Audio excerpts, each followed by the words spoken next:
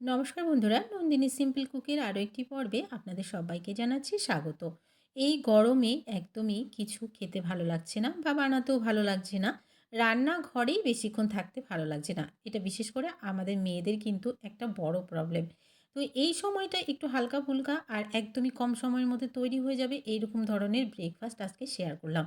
তাহলে দেরি না করে চলো বন্ধুরা দেখে নিই। আজকের এই রেসিপিটি তৈরি করার জন্য প্রথমে এদিকে একটি পাত্রে নিয়ে নিচ্ছি ১ বাটি পরিমাণ চিড়া। এখানে চায়ের কাপ মেপে ১.৫ কাপ পরিমাণ হবে। তো খুব ভালো করে চিড়াটাকে একটু ধুয়ে পরিষ্কার করে নিতে হবে ২ থেকে ৩ বার জল পাল্টে, পাল্টে। চিড়াতে কিন্তু অনেক ময়লা থাকে, সেগুলো খুব ভালো করে পরিষ্কার করে নিচ্ছি।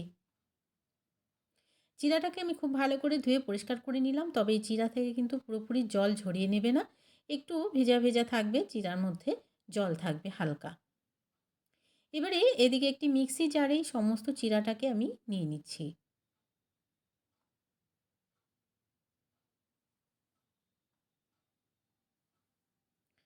চিড়াটাকে নিয়ে নিলাম এই মিক্সি জারে। এবার এই মিক্সি জারটাকে একটু ঘুরিয়ে এই চিড়াগুলোকে একটু ভেঙে নিলাম। এই পর্যায়ে এখানে দিয়ে দিচ্ছি ১ কাপ পরিমাণ সুজি। এই বাটিটা মেপেই আমি যতটা সুজি নিয়েছিলাম ঠিক ততটাই এখানে দিয়ে দিচ্ছি দই। দিয়ে দিচ্ছি পরিমাণ মতো লবণ, ১/২ চামচ দিয়ে দিচ্ছি গোলমরিচের গুঁড়ো আর ১ চামচ পরিমাণ দিয়ে দিচ্ছি চিনি।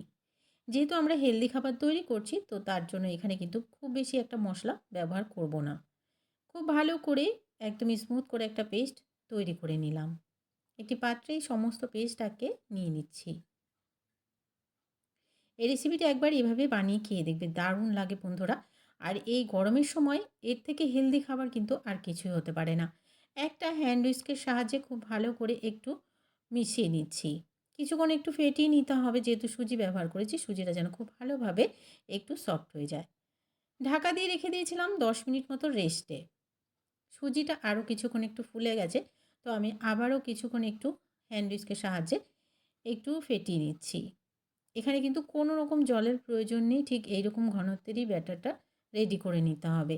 এবারে আমি এখানে নিয়ে নিয়েছি ইনো। ১ প্যাকেট ইনো আমি এখানে দিয়ে দিচ্ছি। ইনোটাকে অ্যাক্টিভ করার জন্য আমি একদমই অল্প পরিমাণে একটু জল দিয়ে দিলাম। এবারে আবারও একটু ফেটিয়ে নিচ্ছি। খুব বেশিক্ষণ ফেটানোর প্রয়োজন নেই। শুধুমাত্র একটু ইনোটাকে মিশিয়ে নিলেই হবে।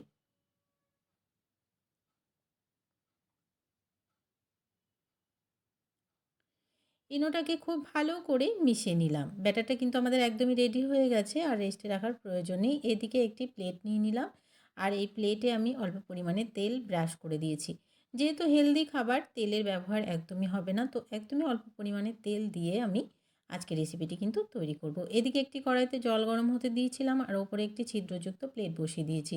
এই প্লেটের উপরেই এই প্লেটটা বসিয়ে দিলাম। এবারে ঢাকা দিয়ে দেব আর ১৫ মিনিটের জন্য ভাপে সেদ্ধ হতে দেব। ১৫ মিনিট পরে আবারও ফিরে আসছি। তো বন্ধুরা, পুরোপুরি আমি ১৫ মিনিট সেদ্ধ হতে দিয়েছিলাম। ১৫ মিনিট পরে আবারও দেখে নিচ্ছি যে রেসিপিটি তৈরি হয়েছে কিনা। তো দেখুন, রেসিপিটি কিন্তু খুব ভালোভাবে তৈরি হয়ে গেছে। আমি একটা টুথপিকের সাহায্যে একটু চেক করে নিচ্ছি। একদমই লেগে যাচ্ছে না, এর মানে সেদ্ধ হয়ে গেছে। নামিয়ে পুরোপুরিভাবে ঠান্ডা করে নিলাম। এবারে আমি একটা ছুরির সাহায্যে পিস, পিস করে কেটে নেব। এইভাবে এই রেসিপিটি তৈরি করলে খেতে কিন্তু দারুণ হয়। বানিয়েছেন তো অনেকভাবেই হয়তো, কিন্তু এইভাবে একবার বানিয়ে দেখবেন। খেতে দারুণ হয়। বাচ্চারাও দেখবেন চেয়ে, চেয়ে খাবে। তো বন্ধুরা, এইদিকে একটি ফ্রাইং প্যান বসিয়ে দিয়েছি। এই ফ্রাইং প্যানে দিয়ে দিচ্ছি ১ চামচ পরিমাণ সাদা তেল। তেলটা একটু গরম হয়ে গেলে 1/2 চামচ পরিমাণ দিয়ে দিচ্ছি গোটা সর্ষে, আর দিয়ে দিলাম 1/2 চামচ কাশ্মীরি লাল লঙ্কার গুঁড়ো। ৩-৪ টে কাঁচা লঙ্কা আমি ফাটিয়ে দিয়ে দিলাম। আর কাশ্মীরি লাল লঙ্কার গুঁড়োটা কিন্তু সম্পূর্ণ অপশনাল, আমি কালারের জন্য ব্যবহার করছি। আপনারা চাইলে দিতে পারেন, নাও দিতে পারেন। এবার আমি এখানে কিছুটা ধনেপাতা দিচ্ছি। এই সময়টা গ্যাসের ফ্লেমটাকে বন্ধ করে দেবেন। দিয়ে ধনেপাতাটা দিয়ে একটু মিশিয়ে নেব। মিশিয়ে নিয়ে যে রেসিপিটি তৈরি করে রেখেছিলাম, সেই রেসিপিটি এখানে অ্যাড করে দিচ্ছি।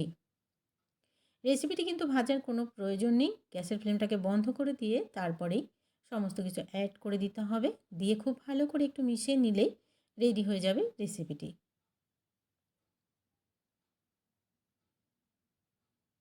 ভীষণ হেলদি, ভীষণ টেস্টি। রেসিপিটি ভালো লাগলে অবশ্যই একটা লাইক শেয়ার করে দেওয়ার অনুরোধ রইল। তো বন্ধুরা, খুব ভালো করে আমি সম্পূর্ণ ভালো রেসিপিটাতে একটু মিশিয়ে নিলাম। সমস্ত জিনিস নামিয়ে আমি গরম, গরম সার্ভ করে দিলাম। এটা কিন্তু গরম ঠান্ডা সমস্তভাবেই ভালো লাগে খেতে।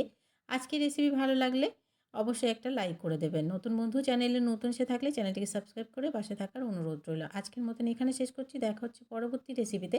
ততক্ষণ পর্যন্ত সবাই ভালো থাকবেন, সুস্থ থাকবেন। আজকের মতো তাহলে টাটা।